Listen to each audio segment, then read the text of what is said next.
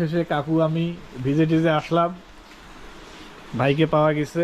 এখন ভাইয়ের বাড়ির লোকজনও আসতেছে পিছনে। তারপর আমরা এখান থেকে ভাইকে নিয়ে যাব। ভাইকে তো মনে হয় আপনি পাইছিলেন না ভাই? আহ, ভাই ভাইয়ের সঙ্গে কিভাবে দেখা হলো একটু যদি বলতেন।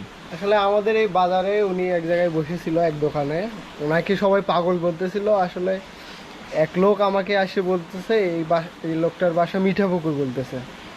আমি আসলে মিঠাপুকুরের তেমন কাউকে চিনি না। এই তো বাইকার জয় ভাইয়া আছে, সটিবাড়ি বাসা ওনার সাথে পরিচয়। ওনাকে ফোন দিলাম, উনি আবার মিঠাপুকুরের এক ভাইয়ের দ্বারাই আর কি ওনার বাসায় খবরটা দিছে। আসলে উনি বিপুল কিনা। হ্যাঁ, আমাকে ফোন দিছিল। আর বিপুল আচ্ছা, ভাইয়ের আচ্ছা। বাসা আমার বাসার সঙ্গেই বলা যায়। আচ্ছা, ওনার বাবার নাম জিজ্ঞেস করলাম, ওনার বাবার নাম বলে নিখিল। হ্যাঁ, সব কিছু বললাম জয় ভাইকে। উনি আবার যোগাযোগ করে, হ্যাঁ সত্যি ঘটনা সত্যি, ওনার বাসা ওখানেই। তো এই আর কি, আমি ঠিকানা বললাম।